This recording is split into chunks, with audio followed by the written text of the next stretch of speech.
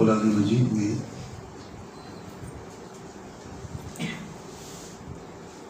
بعض عظیم اولو العزم انبیاء علیہ السلام کے جو اوصاف بیان کیے گئے ہیں ان میں ایک جگہ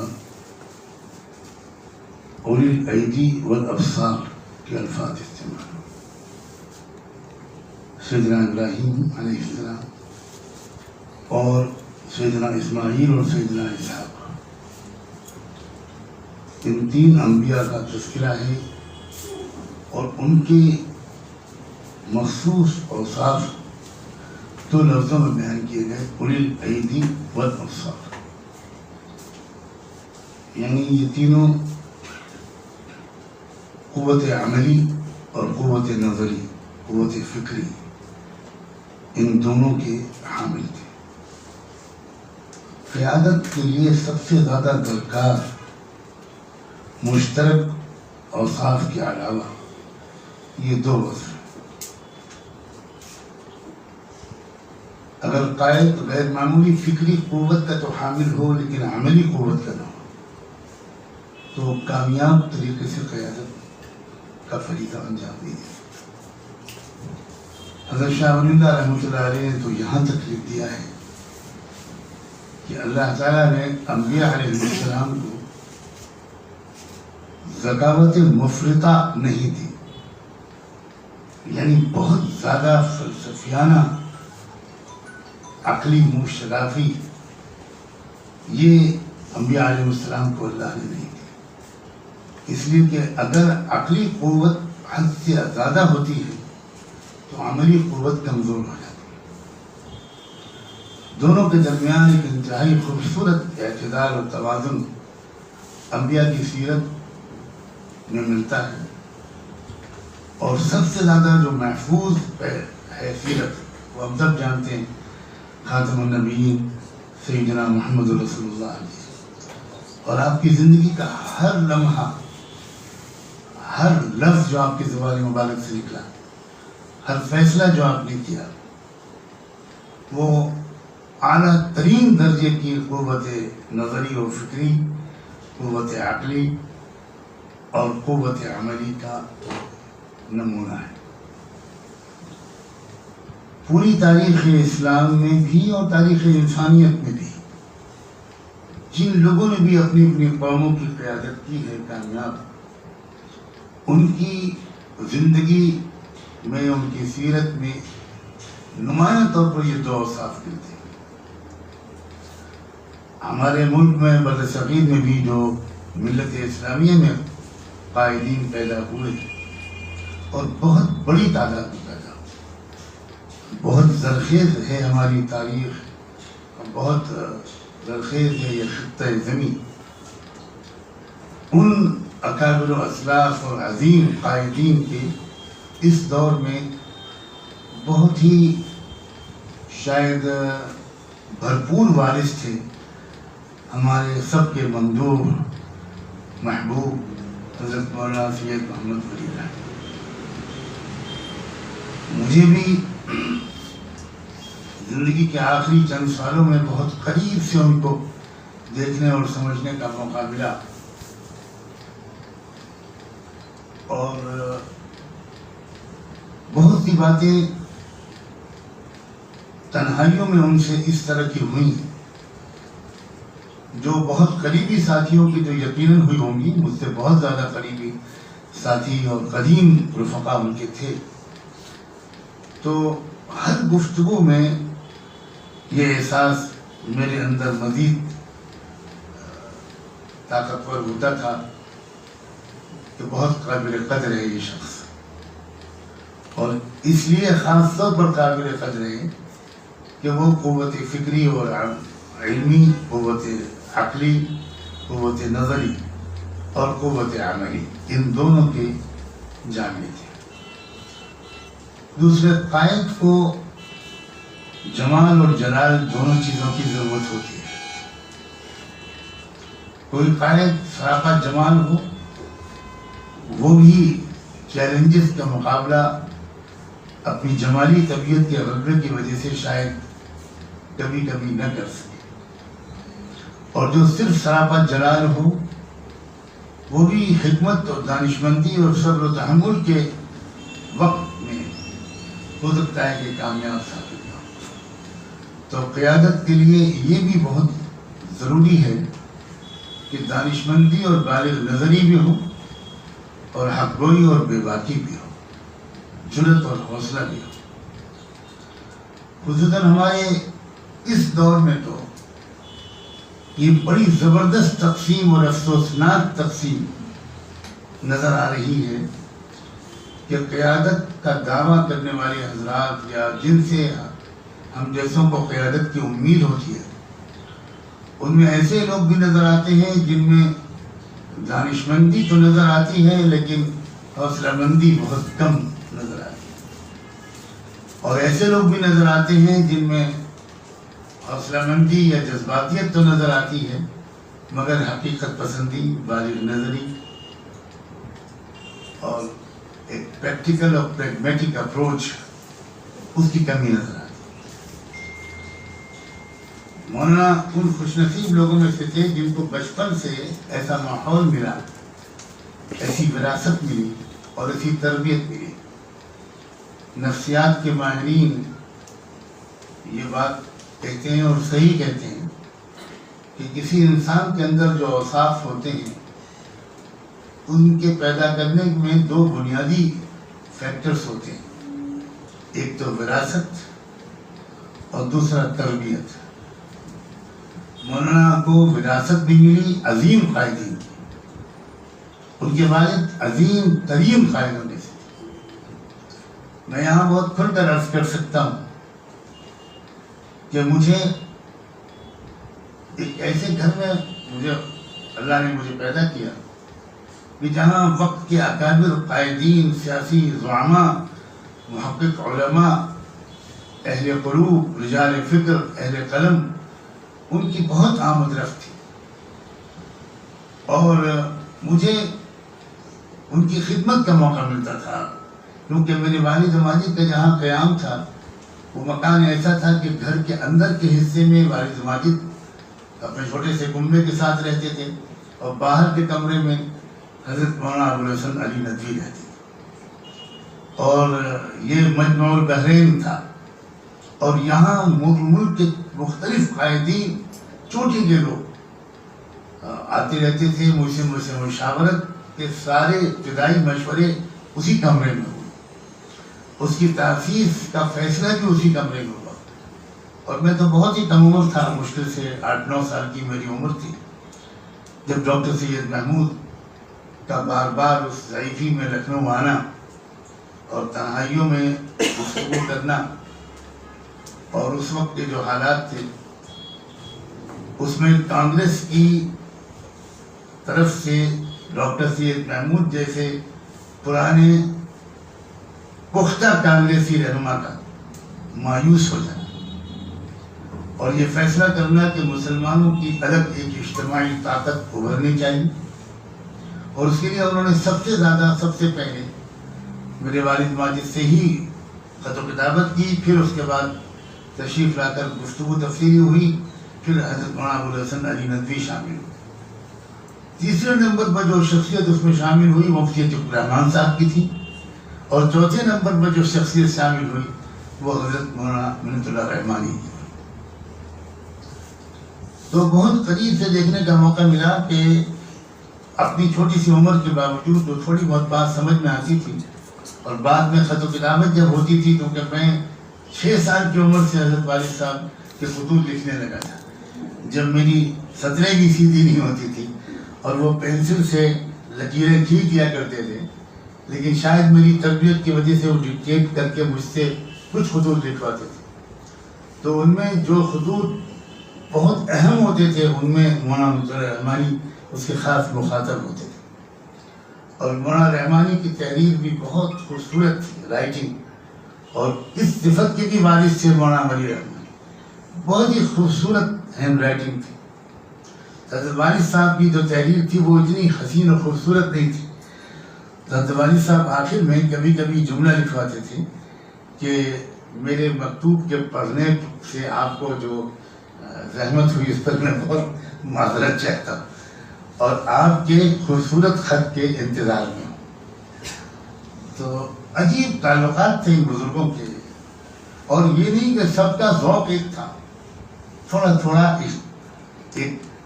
رنگ الگ الگ بھی تھے، لیکن اس رنگ الگ ہونے کے باوجود اخوت و محبت اور تعاون و اتحاد ایسی مثالی تھی۔ مجھے آج یہ بات اس مجلس کی خصوصیت محسوس ہو رہی ہے کہ یکے بعد دیگرے 3 حضرات نے اس کی طرف ہماری توجہ مبذول کی ہے کہ بھائی جو اور حضرات ملت کی خدمت کرنے والے رہ گئے ہیں، ہم ان کی قدر اور احترام کریں۔ میں اب تک تو 10-12 سال سے تنہا ہی یہ بات کہتا رہا، یا کم سے کم میرے سامنے یہ بات نہیں آئی، اور میں اس کی تعبیر یہ کیا کرتا تھا کہ ہم اپنی ملت کے حضرات کی یا کسی کی بھی قدر کے لیے اس کے انتقال کا انتظار نہ کیا کریں۔ بہت سی قومیں ہیں جو کفر و شرک میں مبتلا ہیں، میری اس بات کو بہت توجہ سے سنیے گا، لیکن وہ اپنے قائدین کی زندگی میں ان کی قدر کرتے ہیں، اور بہت سی قومیں ہیں جو توحید و سنت و عبادت کے ذخیرے رکھتی ہیں، لیکن وہ اپنے قائدین کو خون کے آنسو رلاتے ہیں، اور زندگی بھر تو ان کی عیبوں ہی پر ان کی نظر رہتی ہے، نکتہ چینیاں، تنقیدیں اور آپس کی گفتگو میں تمسخر، اور انتقال کے بعد جلسہ تعزیت، انتقال کے بعد مضامین، انتقال کے بعد آنسو۔ یہ جو اگر جس قوم پہ یہ وصف ہو، اس کے حج اور عمرے، اس کے ذکر کے حلقے اور تہجد کے سجدے دنیا میں اس کو ذلت سے نہیں بچا پائے۔ مجھے یہ پختہ عقیدہ ہے، اور اگر کسی قوم کو اپنے قائدین کی زندگی میں ان کی قدر کا سلیقہ ہو تو ان کے شرک و کفر کی سزا آخرت میں ملے گی، اور ضرور ملے گی، لیکن دنیا میں ان کو سربلندی سے کوئی روک نہیں سکتا۔ یہ سائنٹیفک سسٹم کے مطابق خدا نے اس دنیا کو پیدا کیا، اور بنیادی طور پر قوموں کی عروج یا ترقی کا پیچھے ایک بہت بڑا سبب ہے کہ کون سی قوم اپنی قائدین کی ان کی زندگی میں قدر کرتی ہے۔ کوئی بھی شخص انسان ہے، اس میں کچھ نہ کچھ کمزوریاں ضرور ہوں، لیکن اگر ہماری عادت یہ پڑی ہوئی ہے کہ صرف ہم انہی کمزور پہلوؤں ہی کو دیکھتے رہتے ہیں اور ان کو انلاش کرتے رہتے ہیں، اور ان کے جو سینکڑوں خوبیاں ہیں ان کو ہمیں نظر نہیں آتی، تو پھر ظاہر ہے کہ اس کا وہی نتیجہ نکلے گا جو اس وقت ہمارے اوپر جو حالات ہیں وہ اسی وجہ سے ہوئے ہیں۔ جب مسٹر موہن کرم چند داس گاندھی ساؤتھ افریقہ سے واپس آئے اور یہاں انہوں نے تحریک خلافت میں داخل ہو کر ملک کی قیادت کے لیے خاص راستے کا انتخاب کیا، تو میرے والد ماجد یہ قصہ مجھے سناتے تھے کہ مسٹر برلا اور ٹاٹا دونوں ان کی خدمت میں حاضر ہوئے، اور مسٹر موہن کرم چند گاندھی سے کہا یہ 1 لاکھ روپے ہماری طرف سے ہر مہینہ آپ کو ملتے رہیں گے،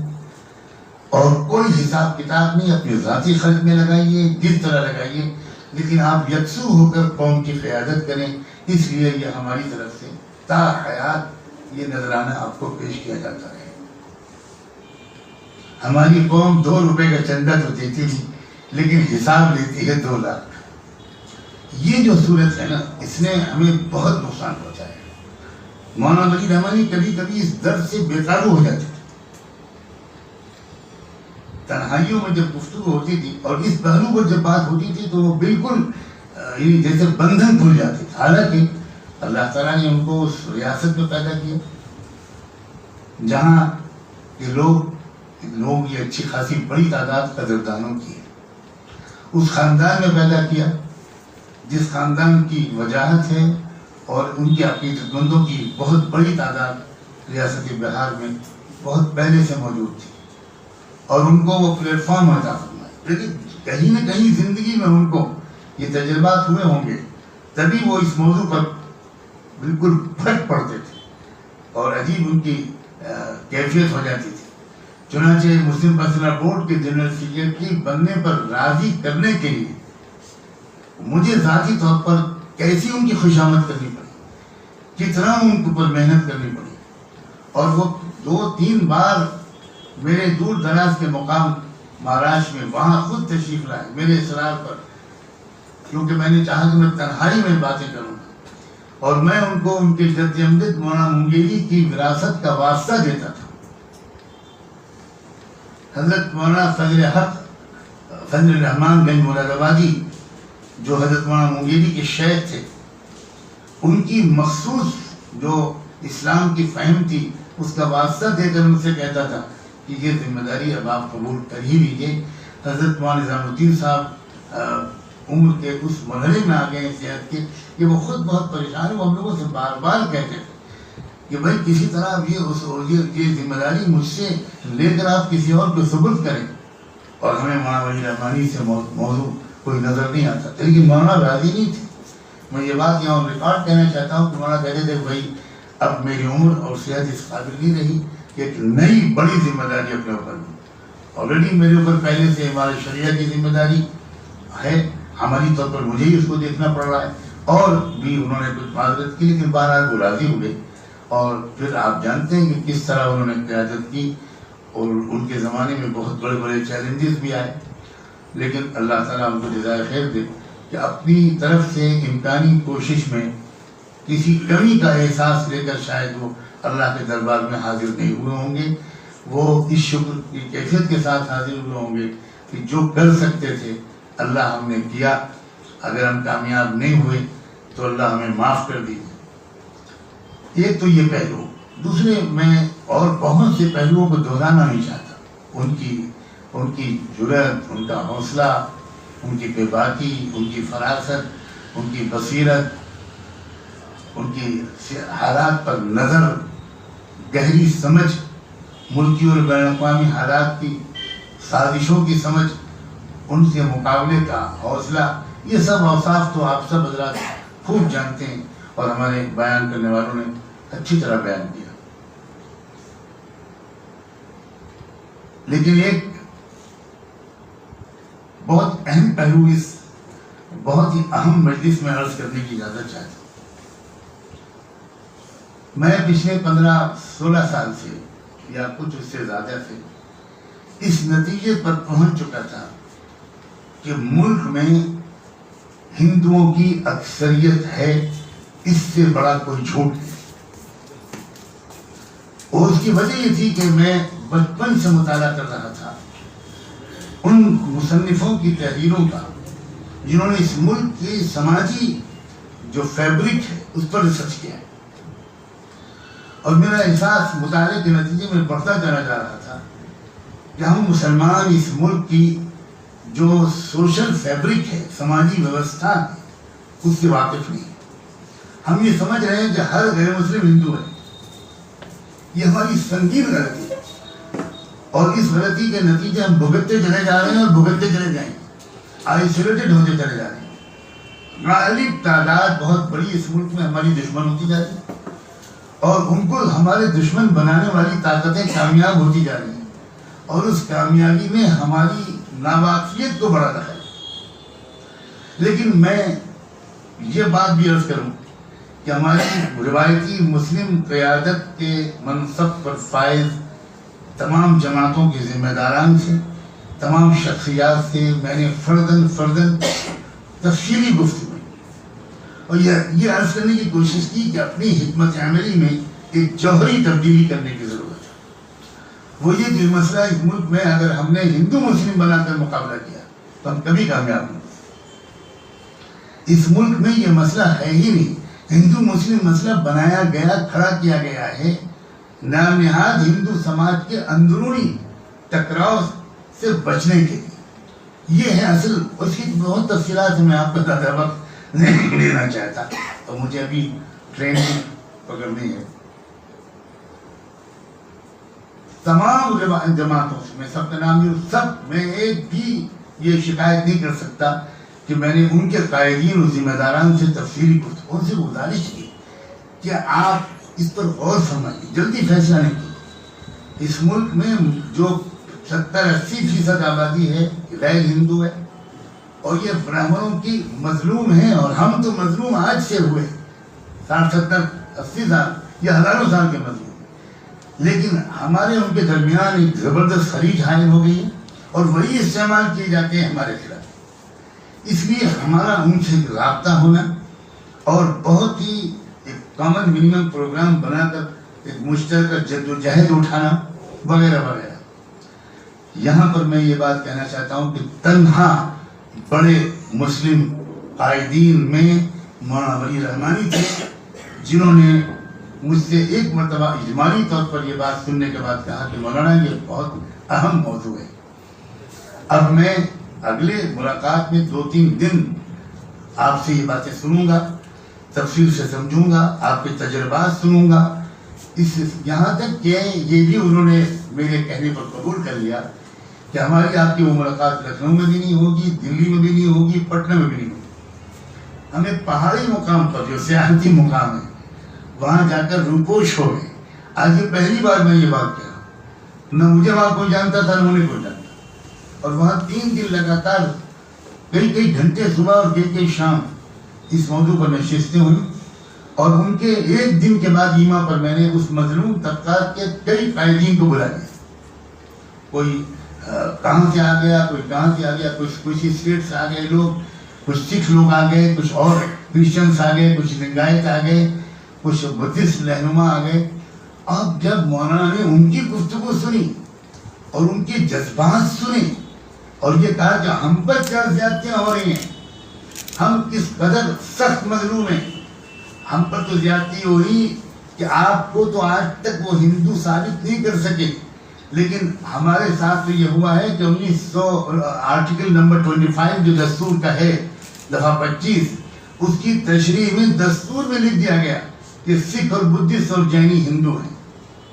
یہ تو زیادتی مسلمان پر کرنے کی کوئی ہمت نہیں کر سکتا۔ آپ نے اپنی آئیڈینٹی کو بچانے میں کامیابی حاصل کی، ہم اپنی آئیڈینٹی کو کھو بیٹھے، ہم تو بہت چلے بھولے بیٹھے، مگر کیا کریں کہ ہمارے عوام کو آپ کا دشمن بنا دیا گیا، اور آپ بھی نہیں سمجھتے اور ہم اپنے عوام کو نہیں سمجھا پاتے جب تک اشتراک عمل نہیں ہو۔ میں سلام بھیجتا ہوں مولانا ولی رحمانی کی روح۔ اس شام کو تنہا میرے کمرے میں مولانا خود تشریف لائے، کہا کہ بس 3 دن بہت کافی ہے، مجھے شرح صدر ہو گیا، اب آپ بتائیے کیا کرنا ہے۔ میں بالکل مطمئن ہو گیا کہ مسلمانوں کی سیاسی، سماجی اور دعوتی حکمت عملی اس ملک میں کیا ہونی چاہیے، اور خدا کا شکر ہے کہ آپ نے چند سال کی محنت میں کچھ رابطے قائم کر لیے، میں بالکل تیار ہوں۔ اس کے بعد میں انتظار میں رہا، مولانا ذاتی طور پر شریک ہوتے رہے، تائید کرتے رہے۔ پھر جے پور میں مسلم پرسنل بورڈ کا جو اجلاس ہوا 2014 میں، آج سے 7 سال پہلے، اس وقت مجلس عاملہ کی نشست میں حالات پر غور کیا گیا، جو نیا موڑ لے لیا تھا ملک نے، اس پر غور کر کے مجلس عاملہ نے بورڈ کی ایک کمیٹی بنائی اور یہ کہا کہ وہ کمیٹی غور کر کے عام اجلاس میں تجویز پیش کرے کہ کیا کرنا چاہیے۔ رات بھر وہ کمیٹی بیٹھی، عشاء کے بعد سے فجر تک ہم لوگوں نے تجویز مرتب کی اور اس تجویز کو عام اجلاس میں پیش کیا گیا اور وہ منظور ہوا، اور اس وقت یہ طے ہوا کہ پرسنل بورڈ دین دستور بچاؤ تحریک چلائے اور اس میں ان تمام طبقات کو شامل کرے۔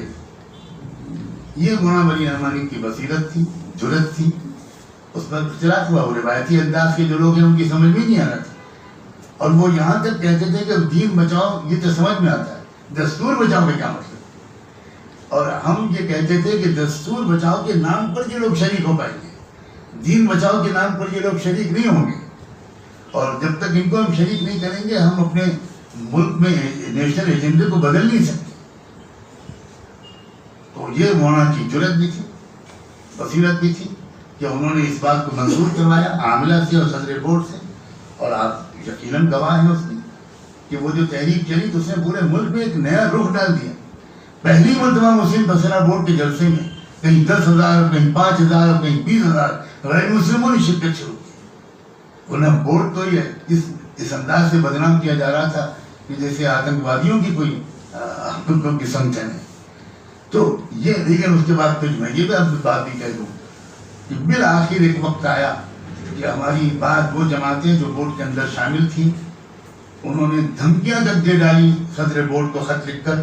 کہ اگر یہ تحریک بند نہ کی گئی تو ہماری جماعت بورڈ سے نکل آئے.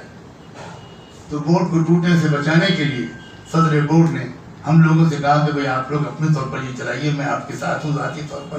لیکن بورڈ نہ ٹوٹ جائے. یہ مولانا ولی رحمانی نے کہا کہ ٹھیک اگر یہ بات ہے تو بورڈ کے ہٹا دیں لیکن میں ساتھ ہوں. اور ہر جگہ انہوں نے ساتھ دیا, قیادت کی, اور یہ ان کی بصیرت کی بات تھی. میں نے چونکہ بہت ہی شاندار آڈینس یہاں موجود ہے اس لیے میں نے یہ بات اس وقت یہاں کہی ہے. میں نے زیادہ سما خراشی کی اور وقت لیا تو میں معذرت خواہ ہوں کہ یہ جرت کی بات نہیں تھی, اور روایات سے ہٹ کر کسی نئی بات کو قبول کر لینے کی جو صلاحیت ہونی چاہیے, کیونکہ حالات بدلتے ہیں تو اسٹریٹجی بدلتے ہیں. اگر آپ پرانی اسٹریٹجی پر اصرار کریں گے تو کبھی کامیاب نہیں ہو سکتے. جب میں نے ان سے ابتدائی ایک دو گفتگو کی تو انہوں نے کہا کہ مولانا یہ بات بہت اہم ہے, میں پوری طرح اچھا اس میں جو وہ سمجھنے میں کامیاب ہوئے اس کی بھی کیا وجہ تھی؟ اس کی وجہ تھی صوبہ بہار کی خصوصیات. حضرت مولانا ابوالمحاسن محمد سجاد صاحب رحمۃ اللہ علیہ نے جو اپروچ, جو ملک کی سیاست کی جو فہم ان کے پاس تھی, میں بلا کسی ہچک کے کہہ سکتا ہوں. میرے والد ماجد کہا کرتے تھے کہ تعلق مع اللہ اور بزرگی میں کوئی بھی آگے ہو سکتا ہے, لیکن حضرت مولانا ابوالمحاسن سجاد صاحب سے بڑھ کر کوئی سیاسی بصیرت رکھنے والا رہنما ہمارے ملک میں نہیں پیدا. اب اس وقت اس کی تفصیلات میں نہیں رکھ سکتا آپ کے سامنے. اور یہ مولانا سجاد صاحب نے ایک نسل تیار کی تھی وہاں, اور انہوں نے مسلم سیاسی پارٹی بنائی, مسلم انڈیپینڈنٹ پارٹی بنی بہار میں. سن 37 کے جنرل الیکشن میں اس پارٹی نے حصہ لیا اور وہ سیکنڈ لارجسٹ پارٹی بن کر ابھری. یہ سب کچھ مولانا ابوالمحاسن سجاد صاحب نے آزادی سے پہلے کر کے دکھایا کہ یہ ہم دوسری نامیات سیکولر پارٹیوں کے کھلی بنے رہیں, اس سے کام نہیں چلے گا. ہمیں اپنی طاقت بڑھانی چاہیے اور تمام مزدوروں, مظلوموں, کمزوروں ان کا خدمت گزار بن کر ابھرنا چاہیے. چنانچہ انہوں نے جب سیکنڈ لارجسٹ پارٹی بن کر وہ ابھرے تو گورنر نے ایک دستور کے مطابق سنگل لارجسٹ پارٹی کانگریس کو کال کیا حکومت بنانے کے لیے. کانگریس نے کسی خاص حکمت عملی کے تحت انکار کر دیا. میجورٹی میں کانگریس بھی نہیں تھی, اگرچہ سب سے بڑی پارٹی وہی تھی. تو being a second largest party ان کو کہا گیا کیا آپ سرکار بنانے کے لیے تیار ہیں. پھر ایک مرتبہ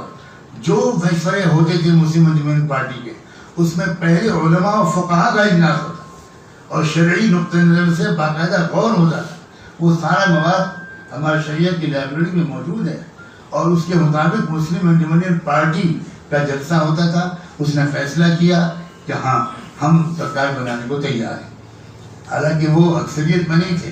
کانگریس کو مجبور ہو کر ان کو سپورٹ کرنے کا فیصلہ کرنا پڑا اور پارٹی نے حکومت بنائی.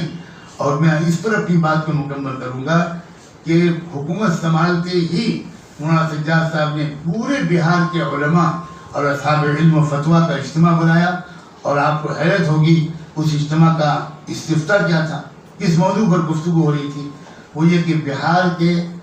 زمینوں کی تقسیم شریعت اسلامی کے اصولوں کے مطابق کیسے کی جائے, کیونکہ بہار کی زمینوں کا مسئلہ آج تک بھی برقرار ہے. زمینوں پر بڑے بڑے زمینداروں کا قبضہ ہے اور چھوٹے چھوٹے کسان وہاں مزدوری کرتے ہیں اور نسلوں سے مزدوری کرتے چلے جاتے ہیں. تو اس علماء کے فتوے کے روشنی میں انڈیپینڈنٹ پارٹی نے ایک نیا بل ڈرافٹ کرنا شروع کیا, کس طرح ان زمینوں کو چھوٹے کسانوں کو بھی دیا جائے اور برابری پیدا کرنے کی کوشش کی جائے. امیر اور غریب کے درمیان یہ جو ہیوج گیپ ہے اسے کم کرنے کی کوشش کی جائے. چنانچہ وہ بل ابھی ڈرافٹ ہو ہی رہا تھا کہ کانگریس یہ خبر لیک ہو گئی اور کانگریس نے سپورٹ وڈرا کر لی اور حکومت گر گئی. یہ وہ بیک گراؤنڈ ہے جس نے عمارت شرعیہ کے علماء کو, مولانا عبداللہ رحمانی کو جو مولانا سجاد صاحب کے براہ راست تربیت یافتہ تھے, مولانا عبدالصمد رحمانی کو، مولانا قاضی مجاہد اسلام کو اور مولانا ولی رحمانی کو ایک خاص ویژن دیا، جو ویژن عام طور پر دوسرے صوبوں کے علماء میں شاید کم نظر آئے یا نہ نظر آئے۔ تو بہرحال اللہ کرے ہم لوگ ان روایات کو آگے بڑھا سکیں اور ہم اپنی وہ ملت کو یہ حوصلہ دیں کہ ہم تو اس قوم کے افراد ہیں۔ اس قوم کے بارے میں عربی شاعر نے کہا تھا اذا مات منا سید قام سید، ہمارا کوئی سردار اگر دنیا سے جاتا ہے تو دوسرا سردار جھنڈا تھام لیتا ہے۔ ہمارے صحابہ کرام میں تو ہاتھ کٹنے کے بعد گلے کے نیچے وہ جھنڈا دبا کر گردن سے انہوں نے میدانی جنگ میں گویا جہاد جاری رکھا تھا۔ ہم تو اس قوم کے افراد ہیں۔ اللہ کرے کہ آج کی یہ مجلس صرف ایک تعزیتی مجلس بن کر نہ رہ جائے، اظہار غم کی مجلس بن کر نہ رہ جائے، بلکہ حوصلہ اور سبق دینے والی نشست بھی بنے۔ بہت شکریہ آپ سب کا، خاص طور پر اس محفل کو سجانے والے شمس بریز ملت ٹائمز کی ٹیم کا۔ جزاکم اللہ۔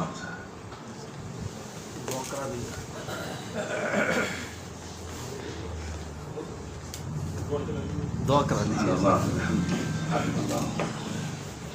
نشهد ان لا الہ الا انت نستغفرک ونتوب الیک۔ اللہ ہم سب کی حاضری کو قبول فرما، مفید بنا، اپنی رضا کا سبب بنا، جو بہتر سے بہتر طریقہ ملک اور ملت کی خدمت کا ہو، انسانی برادری کی خدمت کا ہو، اس طریقے پر خلوص نیت کے ساتھ خدمت کی ہم سب کو توفیق عطا فرما، ہماری کوتاہیوں کو معاف فرما، آپس میں ایک دوسرے کے لیے شدید محبت ہمارے دل میں پیدا فرما۔ ربنا اغفر لنا ولإخواننا الذين سبقونا بالإيمان ولا تجعل في قلوبنا غلا للذين آمنوا ربنا إنك رؤوف رحيم۔ وصلى الله تعالى على خير خلقه سيدنا محمد وعلى آله وصحبه أجمعين برحمتك